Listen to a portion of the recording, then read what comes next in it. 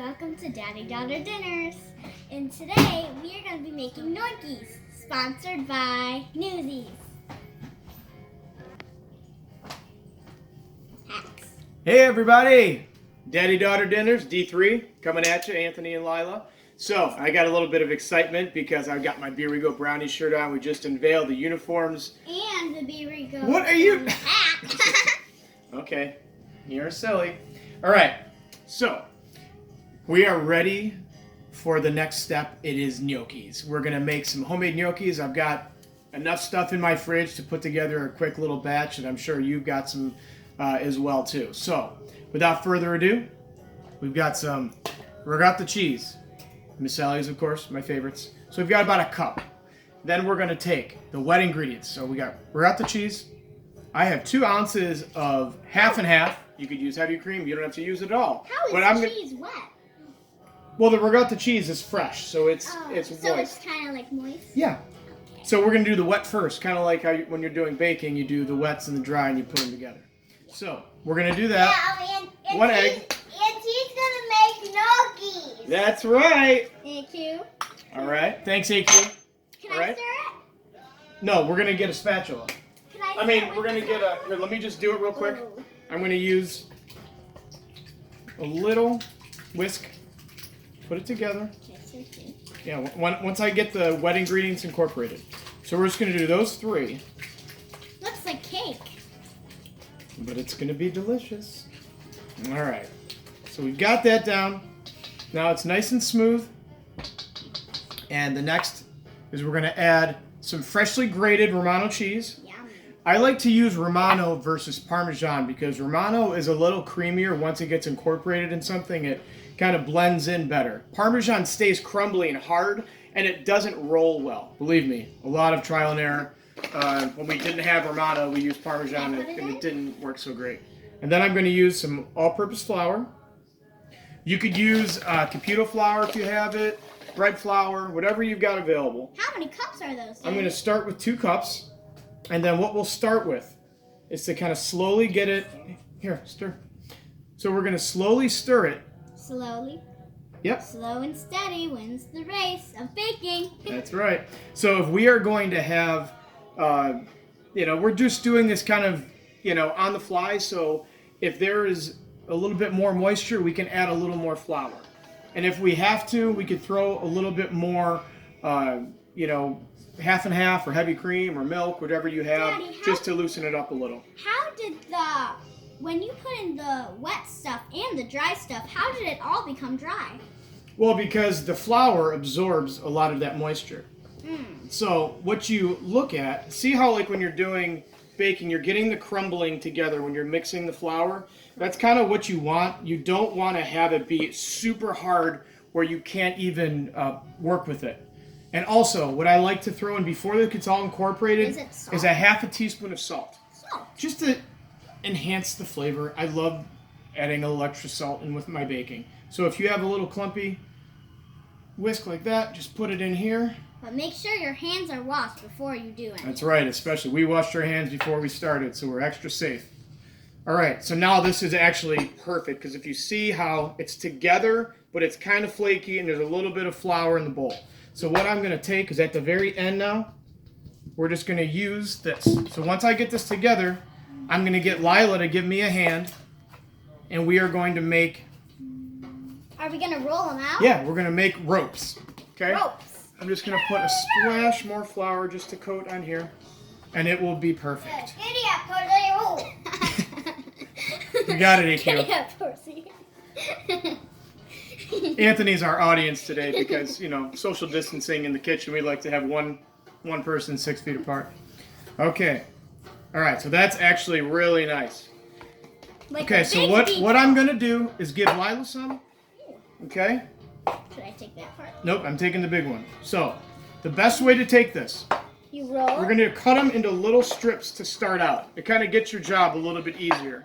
You're going to give a little flour, and then you're going to roll it just like you're making a rope. So like a thin rope, okay? So try that. Thin rope. So I'm going to do mine. Okay? And what we'll put together is once we have about 3 or 4 ropes, then we'll cut them. While we're rolling, should we roll it in the flour? You could do a little flour to get started, but you don't need to because you actually want friction. The friction is what's going to help roll the dough, and it won't have it slide all over the place. Friction is good when it comes to this, when you want to get the rolling going. Well, isn't friction making something stick? Correct, but you want it to actually grab the cutting board. The flour helps loosen it up a little, but you see how I'm doing that? Oh, and he's emerged. Our audience. All right, so we're getting there. So let me show you a quick little demo here of cutting it. Just a little bit, but you want to have it even. All right, you're getting there. All right, so I'm going to take 4 ropes, sprinkle a little flour, and then there's 2 things you could do. If you have a bench scrape at home, it's just a nice, flat cutting apparatus. Or you could use a really sharp if you have a really sharp kind of a square tool, I personally like using the knife because I have a handle and I can cut it nice and easily that way. So and I'm just plus, gonna. The other one has like a thinner. But the cool thing about the bench scrape, it's actually a scooper too. Oh. So what you do is you just cut them into there. Then you could use a bench scrape and put it right on. So you got a cookie pan, right on a half sheet pan, right there. And then when you get it full. Smile. Okay, so keep on going, Lyla. You're doing great. Last one. You want to help? You're kind of defeating the purpose here, buddy. You want to get in here? Go wash your hands. Go wash your hands. Wash your hands. Wash your hands. Wash your hands. Wash your hands. Wash your hands. Wash your hands. You wash your hands. We had the kids watch The Karate Kid, and they were pretty excited. So. We did. Yeah, you watched Karate Kid. Remember? Was that in there? Yeah. And you watched. Wash your hands. Well, no, that was like Mr. Miyagi's voice, like wash your hands. And so we got that done. So now, I'll use the bench scrape this time. Okay. And we just go like that. Why is it called a bench scrape? Because you're scraping the bench. Why is it called a bench? Well, it's because I don't know. You stumped me on that one, Lyla. There we go. Could I do it? Yeah. Bench Oh, cool. You got them all done. So you want to you want to have it gentle pressure, so that way it doesn't get smushy. Should they all be the same length? They want consistency. I want to do it. All right. So you do cut. I know how to do it. Cut. I want to do it. Okay. And cut. Damn, I can. All right. Let's just stop right there, and we can scoop now. See? Nope. Throw it in there.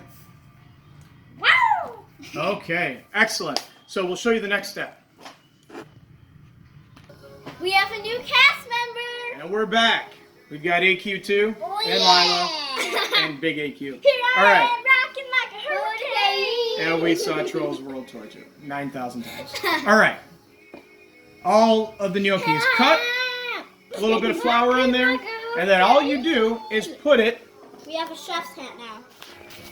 We're going to put it right in the pot. So when the water boils, all we do is just take it and then we just let it come up to the surface for about 2 minutes until they just float and they're done. It's a very fast process because it's fresh pasta.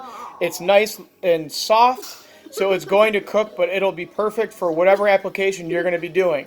So I'm going to show you the next step after we cook the pasta, okay? We're rolling. Hey, everybody. Okay, now here we're at the good part. Salt, right in the water. Boiling water. Okay? Just stir it, dissolve it real quick. All right, so now here's the deal. You can take your bench scraper, spatula, your hands, whatever you'd like. Whatever it is. We're going to throw them in the water. Whoa, Daddy. What does that look like? That's just the starch. Looks like a cauldron. Well, it's boiling water, so it's going to be... Anthony's scared of ice cubes. Now, he's a silly goose. Okay. So now all the gnocchi is in there.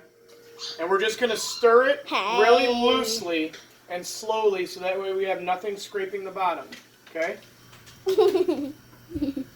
And then we'll just let those go just for a minute or two. So you got it right in there.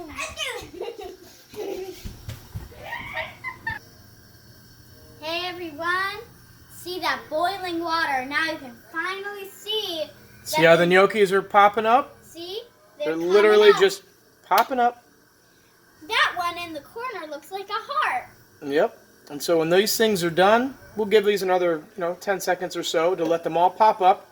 And then what we're going to do is scoop them into an ice bath because we're not going to use them yet. Like this, I'm going to Daddy? cook later with them. So, but if you're ready to cook like right now with sauce or anything, you can scoop it right into your sauce. But other than that, I like to cook them now, do my thing, and then heat them up again real quick because they're still nice and tender that way. Okay, everybody. Scooped it and put it in the ice bath, and we're gonna let it just cool off from that boiling water, and then we're gonna cook it later when we're gonna make dinner tonight. Yeah. So, well, thank you from everybody, from Anthony, Lyla, and AQ2. Daddy-daughter dinner saying bye-bye. Newsies! See ya.